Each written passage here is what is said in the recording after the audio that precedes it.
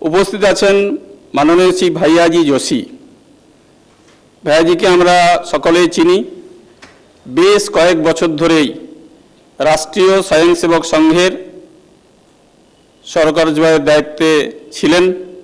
বর্তমানে অখিল ভারতীয় কার্যকারিণীর সদস্য। আনন্দের খবর, উনিও আজকে আমাদের এই বৌদ্ধিকবর্গে উপস্থিত আছেন। একটি একল গীত হবে, তারপরে আমি পরম পূজনীয় সরসংঘচালকজিকে অনুরোধ করব তার বৌদ্ধিকবর্গ শুরু করার জন্যে।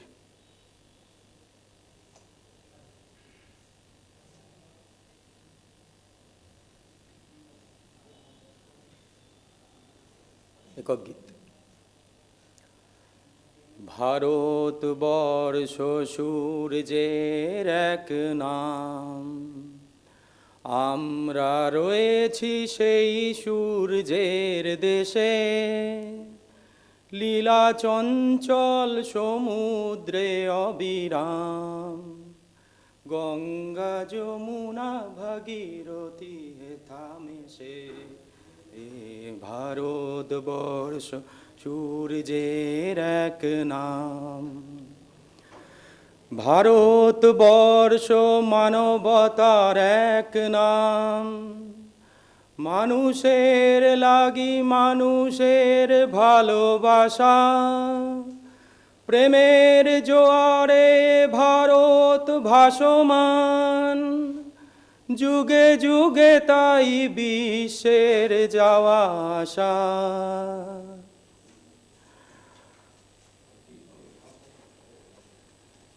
ভারতবর্ষ মানবতার এক নাম, মানুষের লাগি মানুষের ভালোবাসা। প্রেমের জোয়ারে ভারত ভাসমান, যুগে যুগে তাই বিশ্বের যাওয়া আসা। সব তীর্থের আঁকা বাঁকা পথ ঘুরে, প্রেমের তীর্থ ভারত তীর্থে মেশে। ভারতবর্ষ সূর্যের এক নাম, আমরা মিলেছি সেই সূর্যের দেশে। লীলা চঞ্চল সমুদ্রে অবিরাম, যুগে যুগে তাই গঙ্গা যমুনা ভাগীরথী হেথা মেশে। ভারতবর্ষ সূর্যের এক নাম, ভারতবর্ষ সাম্যের এক নাম। অস্পৃশ্যতা হিংসা ও দেশ ভুলে, কণ্ঠে সবার একতার জয়গান। ভেদাভেদ ভুলে বক্ষে নিয়েছে তুলে, ভারতবর্ষ সাম্যের এক নাম। অস্পৃশ্যতা হিংসা ও দেশ ভুলে, কণ্ঠে সবার একতার জয়গান। ভেদাভেদ ভুলে বক্ষে নিয়েছে তুলে, দেবতায় দেশে মানুষ হয়েছে জানি। মানুষকে দেখি গণদেবতার বেশে। ভারতবর্ষ সূর্যের এক নাম, আমরা রয়েছি সেই সূর্যের দেশে। লীলা চঞ্চল সমুদ্রে অবিরাম, গঙ্গা যমুনা ভাগীরথী হেথা মেশে। ভারতবর্ষ সূর্যের এক নাম।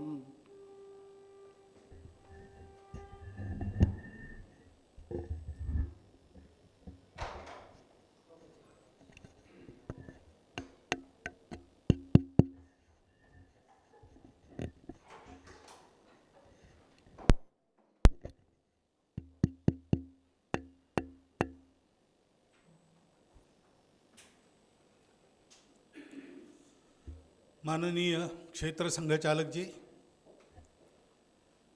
उपस्थित संघ के माननीय अधिकारीगण, स्वयंसेवक बंधु, आत्मीय सज्जन वृंद, माता भगिनी, इस वर्ष अधिकारियों ने ऐसा बताया मुझे कि भारतवर्ष के 7 चयनित स्थानों पर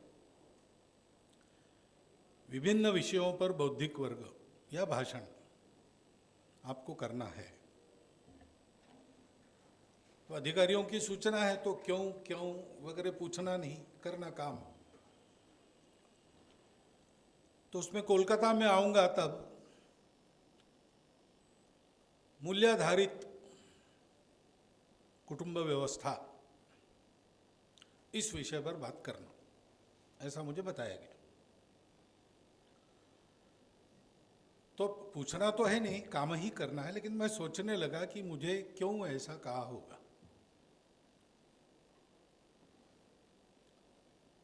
लेकिन एक 4-5 दिन पूर्व ही मुझे एक बहुत सक्रिय, बहुत विचारी और आधुनिक देशकाल परिस्थिति से तालमेल ठीक रखने वाले संत का दूरभाष आया, फोन आया, और उन्होंने मुझे कहा कि मैंने टाइम्स ऑफ इंडिया में एक खबर ऐसी पढ़ी है कि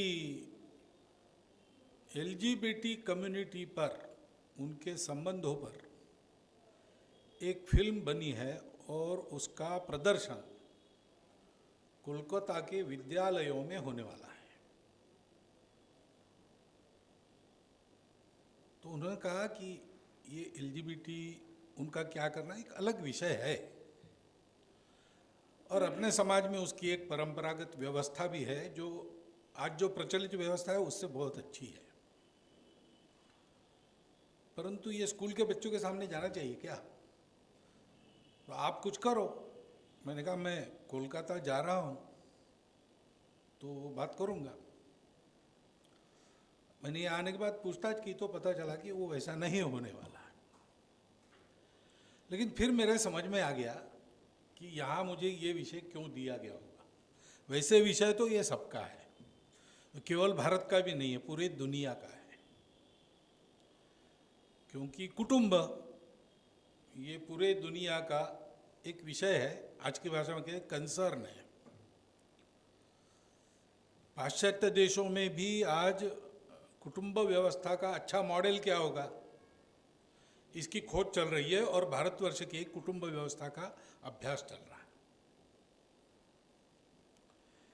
क्योंकि हम जानते हैं कि सुख के लिए सारी दुनिया जीती है, और बाकी सब जानवर, उनको जन्म मिला है और मरना है, इसके बीच उनका जीवन है। बाकी उनको ये पता नहीं कि जन्म क्यों मिला है और क्यों कब कैसे मरने वाले हैं, उस पर उनका कोई उपाय भी नहीं चलता, और उसकी बुद्धि भी उनमें नहीं है। वो जन्म लेते हैं इसलिए जीते हैं, और मौत आती है इसलिए मरते हैं। तो उनका जीवन कैसा रहा, उसका दुनिया को क्या लाभ हुआ, कोई विचार नहीं करता, क्योंकि उनको भगवान ने या प्रकृति ने विचार की शक्ति नहीं दी। लेकिन मनुष्य का ऐसा नहीं है। मनुष्य विचार करता है, इसलिए मनुष्य हमेशा सुख के पीछे भागता है। जानवर अपनी भूख मिटने के बाद संग्रह नहीं करता। एक चूहा है जो स्टोर करके रखता है। बहुत कम प्राणी ऐसे हैं जो स्टोरेज रखते हैं, क्योंकि जिस समय भूख लगती है उस समय खाते हैं। जब भूख नहीं रहती तब अन्न पर दृष्टि भी नहीं जाती उनकी। लेकिन मनुष्य का ऐसा नहीं है। वो खाता है, उसी समय विचार करता है कि कल भी भूख लगेगी तो कल इससे अच्छा मिलना चाहिए, इससे ज़्यादा मिलना चाहिए। ऐसे हर बात में वो विचार करता है, और विचार केवल भौतिक सुख का नहीं करता। अन्य जीवों को उनके शरीर की प्राकृतिक आवश्यकताएं पूरी हो गई तो सुख मिल गया। मनुष्य का ऐसा नहीं है। उसको विचार करने में, तरह तरह के प्रश्न पूछने में, प्रश्नों के उत्तर खोजने में आनंद आता है। उसको बुद्धि का सुख चाहिए। उसके मन में चाहिए नहीं चाहिए राग द्वेष उत्पन्न होता है। तो जो उसको चाहिए उसके रस में वो आनंद लेता है, जो उसको नहीं चाहिए उससे वो दूर भागता है, भय लेता है उनसे या द्वेष करता है उनका। इस प्रक्रिया में भी मन के लाइक्स डिसलाइक्स में लाइक्स पूरे होते हो तो डिसलाइक्स दूर रहते हैं तो उसको आनंद होता है। तो मन का भी सुख उसको चाहिए। और इसलिए जो अपने पास है उसमें वो सुखी नहीं रहता, जो अपने पास नहीं है वो उसको पाना है। और इसी से मनुष्य जीवन की यात्रा बनती है। नहीं तो हम भी जानवरों जैसे जन्म लिया इसलिए जी रहे, मौत आई इसलिए छोड़ रहे जीना, ऐसे ही हम होते। लेकिन हम ऐसे नहीं हैं। हम और सुख और सुख, और इसके पीछे हमने कितना ही विकास कर लिया बुद्धि के सामर्थ्य के आधार पर। अब ये सामर्थ्य मनुष्य को है, विचार का सामर्थ्य है, वो सोचता है, वो पूछता है, वो उत्तर देता है। लेकिन ये देखा जाता है कि इसके दोनों परिणाम होते हैं। मनुष्य सुखी भी होता है, मनुष्य दुखी भी होता है। मनुष्य अपने विचार के आधार पर विकास करता है, बहुत अच्छा करता है, सबका भला भी करता है। और मनुष्य विकसित होते हुए भी, बुद्धि मिलने के बाद भी अपने राग द्वेषों के चलते दूसरे मनुष्यों का बहुत बड़ा नुकसान भी करता है। जो ऐसे दूसरों को कष्ट पहुंचाने वाले, उनको हम कहते राक्षस है। और जो दूसरों को नुकसान नहीं पहुंचाते, अच्छा करते हैं, अच्छा करते हैं, तो हम कहते हैं कि ये अच्छे पुरुष है, सत्पुरुष है, देव है, ऐसा चलते हैं। तो मनुष्य अपने विचार के भरोसे राक्षस भी बन सकता है, देव भी बन सकता है। और सुख पाने के लिए राक्षस बनूंगा तो मैं दूसरों को तो दुख दूंगा ही, मैं भी स्वयं दुखी ही रहूंगा, ये भी अनुभव होता है। इसलिए कोई मनुष्य ये नहीं चाहता कि मैं बुरा इंसान बनूं। सब लोग चाहते तो है कि मैं अच्छा इंसान बनूं। और दूसरी बात मनुष्य के सुख की यह है कि जानवर, क्योंकि उसको केवल अपने शरीर का सुख चाहिए, वो अकेला सुखी हो सकता है। मनुष्य अकेला सुखी नहीं होता। वो फांसी चढ़ सकता है हंसते हंसते किसी अच्छे काम के लिए या कोई बुरा काम करके भी, परंतु उसको अकेला रख दिया, आइसोलेशन की सजा दी, तो पागल हो जाएगा, टिक नहीं सकता। तो उसको हमेशा समाज चाहिए, लोग चाहिए, कंपनी चाहिए, भीड़ चाहिए। और इसलिए वो अकेला सुखी होगा तो सुखी नहीं रहेगा, क्योंकि उसके पास लोग चाहिए। तो लोग भी सुखी रहेंगे तो उसको सुखी रहने देंगे। तो इसलिए मनुष्य को राक्षस होने देना दुनिया भी नहीं चाहती। हम नहीं चाहते हमारे संपर्क में आने वाला कोई व्यक्ति खराब हो जाए या खराब व्यक्ति हमारे संपर्क में आए। अब ये जो खराबी आती है मनुष्य को, बुद्धि के कारण ही आती है। हमारे जो बल है वो एक प्रसिद्ध है ना, विद्या विवादाय, धनम मदाय, शक्ति ही परेशान परपीडनाय। ये तीनों शक्तियाँ मनुष्य की है, विद्या, धन और बाहुबल। लेकिन दुष्ट बुद्धि जिसकी है वो क्या उपयोग करता है? विद्या विवादाय, धनम मदाय और शक्ति परेशान परपीडनाय, परपीड़ा देने के लिए उपयोग करता है। और जो अच्छा व्यक्ति रहता है वो खलस्य, वो है बुरा। साधो हो विपरीतमेतत्, साधु का उल्टा होता है क्या? ज्ञानाय दानाय च रक्षणाय। विद्या का उपयोग दूसरों को ज्ञान देने के लिए करता है या ज्ञान पाने के लिए करता है। धन का उपयोग दान के लिए करता है और बल का उपयोग दुर्बलों की रक्षा के लिए करता है। ये क्यों होता है?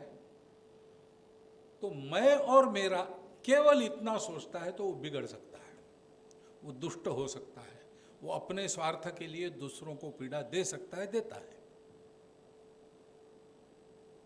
बाकी दुनिया की परवाह नहीं को जो करता, केवल अपने सुख की चाहता है, केवल स्वार्थ की सोचता है, वो किसी भी हद तक बुरा हो सकता है।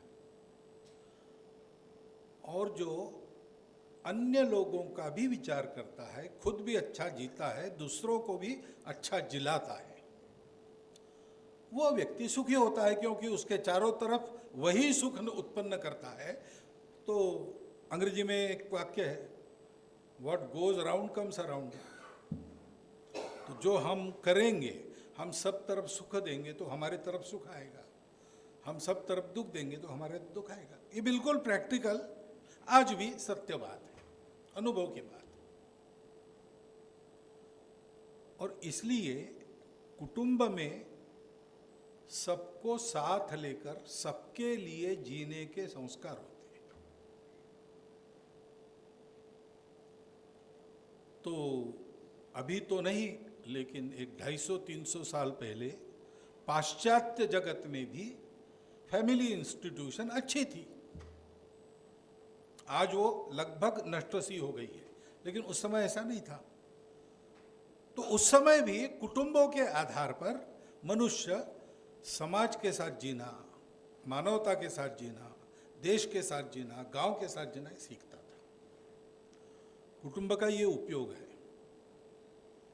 कुटुंब मनुष्य को स्वार्थी नहीं रहने देता। जन्म लेता है कोई भी बालक छोटा, तो उसको दो ही बातें याद रहती है, भूख और विश्राम।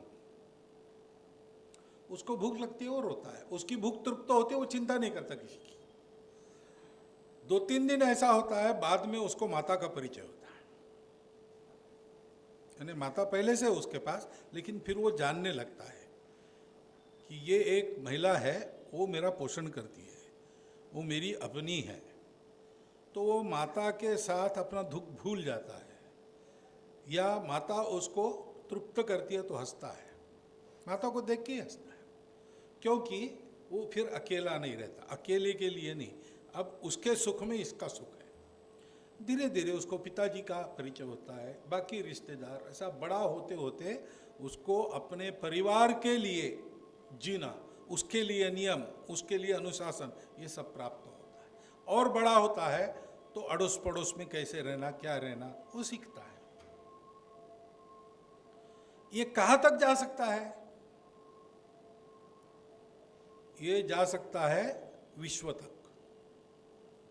ये जो आत्मीयता का विकास है, निस्वार्थ बुद्धि का विकास है, इसका दायरा बढ़ते बढ़ते बढ़ते बढ़ते संपूर्ण विश्व के साथ एकात्म, यह विश्व ही मैं हूं, यही पूरा विश्व ही मेरा घर है। और इसलिए उसका जीवन पूर्ण निस्वार्थ बुद्धि वाला होता है। हम लोग उसको महात्मा कहते हैं, हम लोग उसको नमस्कार करते हैं, उसकी पूजा भी करते हैं, क्योंकि उसने अपने आत्मीयता का इतना बड़ा विस्तार कर लिया कि वो स्वयं के लिए जीता ही नहीं, उसका क्षण क्षण और जीवन का कण कण दूसरों के लिए व्यय होता है। ये कुटुंब का काम है, ये सर्वत्र यही काम है। समाज में कुटुंब व्यवस्था अपने यहाँ हो या पाश्चात्यों में हो, उसका पर्पस यही है, दूसरा नहीं है। परंतु प्रश्न है कि ये चलेगा कैसे, क्योंकि मनुष्य को स्वार्थ तो है, मुझे मेरा हित तो सोचना ही है। और दुनिया इतनी विशाल और विविध है कि हम सबके हित, अपने अपने हित एक ही दिशा में चलेंगे ऐसा नहीं, कभी कभी टकराव भी आता है। पति और पत्नी के हितों में भी टकराव आता है, पुत्र और पिता के हितों में भी टकराव आता है, भाई और बहन के रिश्तों में भी टकराव तो आता है, स्वार्थ की ही टकराव रहती। उस समय उसने कैसे उन सारे स्वार्थों पर विजय पाना और विन विन सिचुएशन, आज की भाषा में कहते हैं, उत्पन्न करना। अब यहां प्रश्न मूल्यों का आता है। कुटुंब व्यवस्था की तो महत्ता सब जानते हैं। मिलकर चलते हैं तो जीवन सुखकर आते हैं। बांग्ला में भी कहावत है ना, यदि हाय सुजन तेतुल पाता है न ओजन। विश्व में ऐसा ही है, सुख के साधन कम है, सुख बहुत चाहिए, सुख मांगने वाले बहुत है। अल्प साधनों में कैसा होगा, तो यही है, सुजन है तो सब बांटकर, तेतुल पाता है न ओजन, बैठ सकते हैं। लेकिन ये होगा